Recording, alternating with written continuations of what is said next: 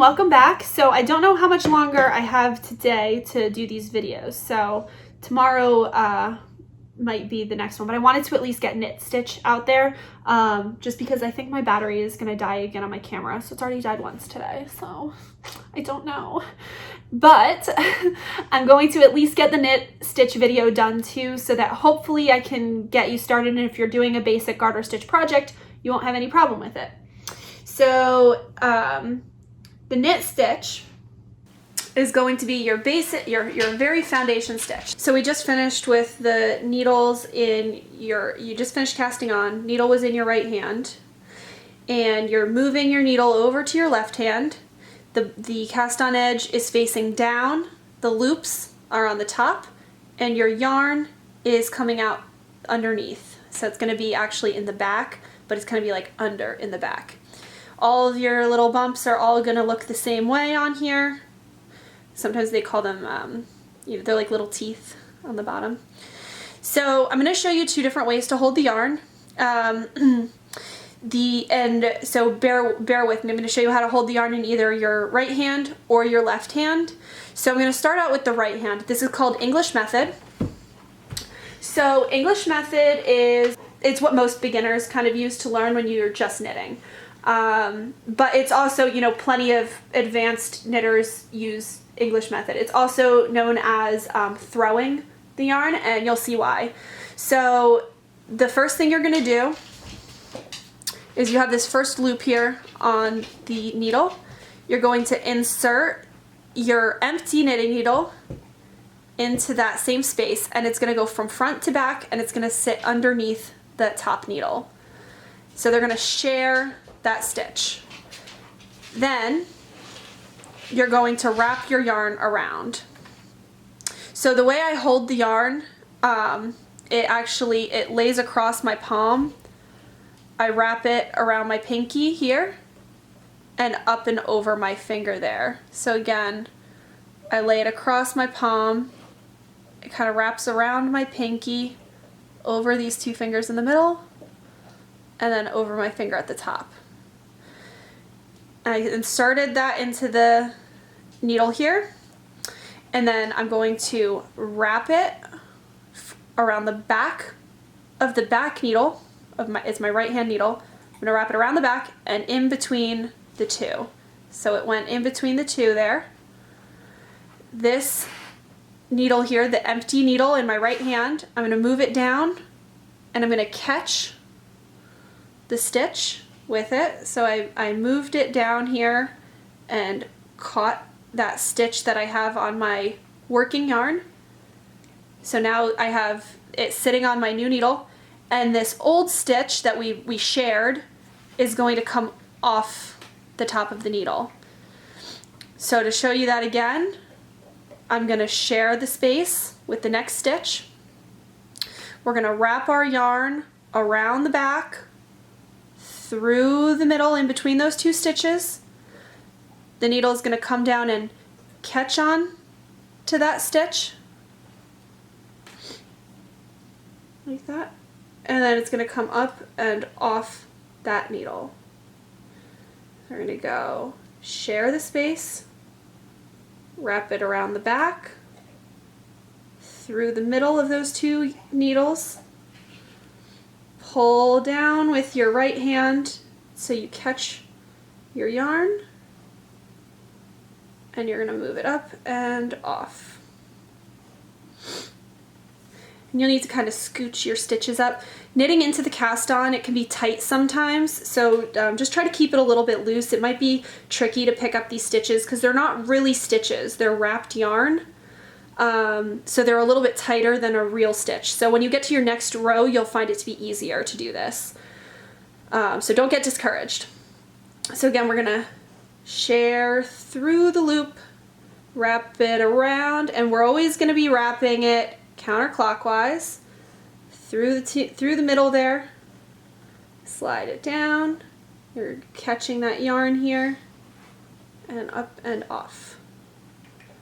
You're gonna share the loop, wrap it around the back, through the middle, catch the yarn, and slide it off. You're going through the loop, wrap the yarn, and slide it off. Now if you want to hold the yarn in your left hand, which is how I actually hold my yarn, so it's still in the back, you can switch back and forth, so the yarn is still in the back here, and I hold it, I go over my pinky on this side, and I go across my two middle fingers, over the top of my index finger, and I'm going to do the exact same thing. I'm going through the loop, but instead of that big throwing motion where we wrapped the yarn, I'm going to use my needle to grab the yarn that way. So it's going to go behind the yarn, underneath it, so see it wrapped just when we did that, and then I'm going to pull the yarn through the loop in the same way we've been doing. So there it is, through the loop, and then off the needle.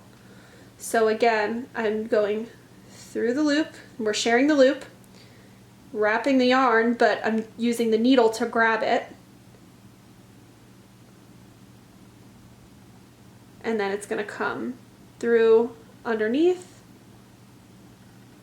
and I'm going to pull the stitch off.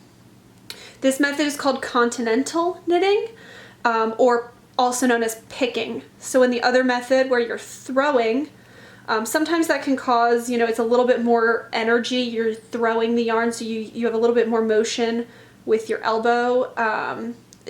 Your hands are for the most part stationary on your left hand. It's just kind of holding it in place as you go through the motion of knitting. So you can see the way you're wrapping the yarn, it's the same as what you're doing when you're holding it in your right hand and wrapping it around that back needle, or when you're holding it in your left hand and you're wrapping it around. You're still going counterclockwise, you're still going between the two needles, it's still wrapping the yarn in the same way. It just looks different, and that can be intimidating to a lot of people. If you crochet already, then learning how to knit the continental method is often easier because you hold the yarn the same way.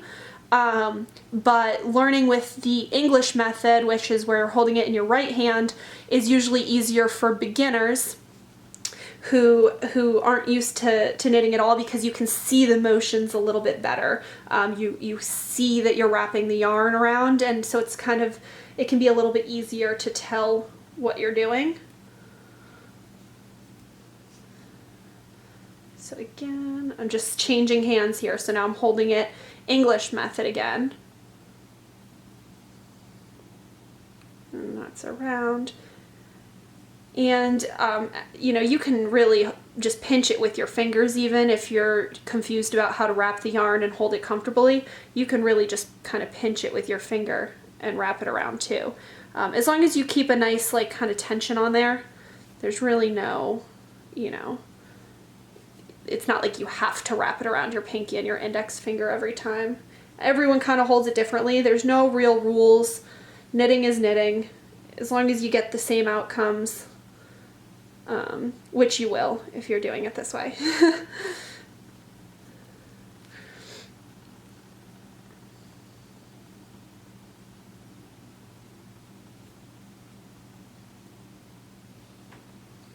And I would suggest just watch this video until you really get the hang of the knit stitch and really understand what we're doing, which is pulling new yarn. We're taking, you know, yarn that's on the needle, and we're basically just pulling a loop of yarn through that stitch, and we're taking the old stitch off, and it's just coming up through the middle of that stitch. So we're grabbing new yarn, we're pulling a loop through the loop, and it's making a vertical chain. It's going to make a vertical chain of those V stitches by just pulling these loops right through.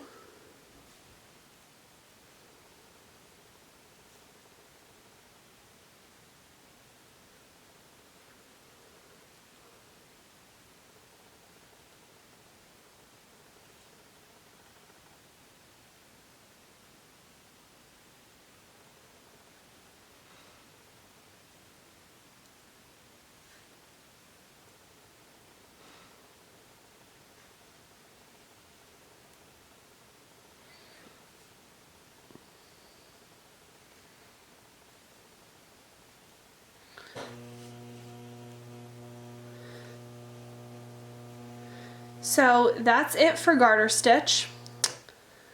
I'm at the end of my row here, and when you get to the end of the row, you're going to do right what you did after the cast on, which is you have the needle here. The ones you just worked are sitting on the left side. Your new stitches are on your right side. You're going to move it over into your left hand. Your yarn is coming down through the back, and you're holding it in the back. And you're going to just start knitting again by going to the newest stitch. You're sharing that loop again. Here you go. Wrap it around the back, through the middle. So again, through the middle. Pull the little working yarn loop through and move it off the needle. Share. Wrap.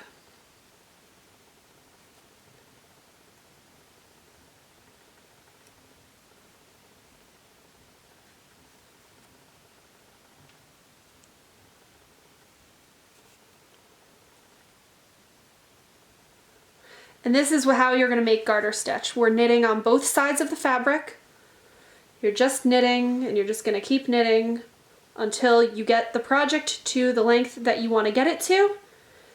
And then you're going to go to the bind off video to learn how to finish the project off. And that's it. So we'll just finish up this row here, just so you have a little bit more to watch. And then at the end, I'll also show you how this will look with the chopsticks and the t-shirt yarn.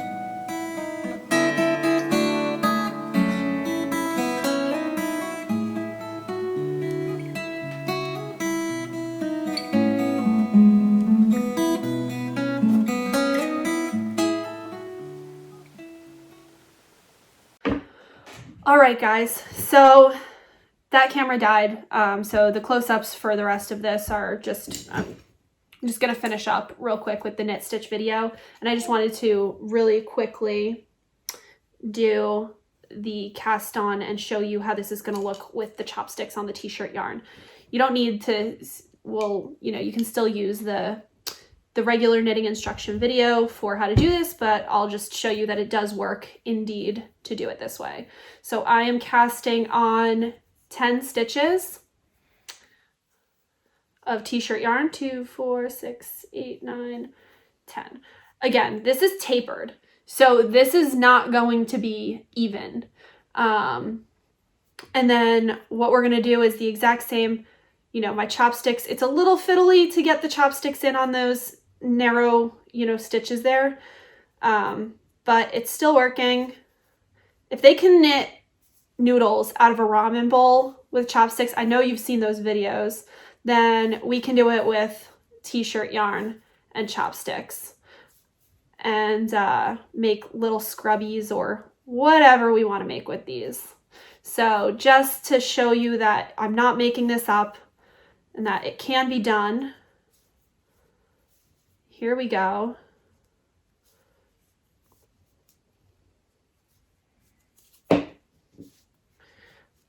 Now this is, it's a little tight because it is a thicker yarn and chopsticks are a bit thinner. So it's going to be a dense fabric. What you can do too is as you pull stitches through, you can give them a little bit of a tug up. That should loosen them up a little bit so that they're not too tight against the needles. Because they are moving from a small diameter down to a larger diameter at the base of the chopstick where your hand is, because the tips are just narrower. But here we go. This is kind of what your t-shirt yarn, little pot holder, scrubby, whatever is gonna look like if you're using the garter stitch, which is just knitting on both sides of the fabric.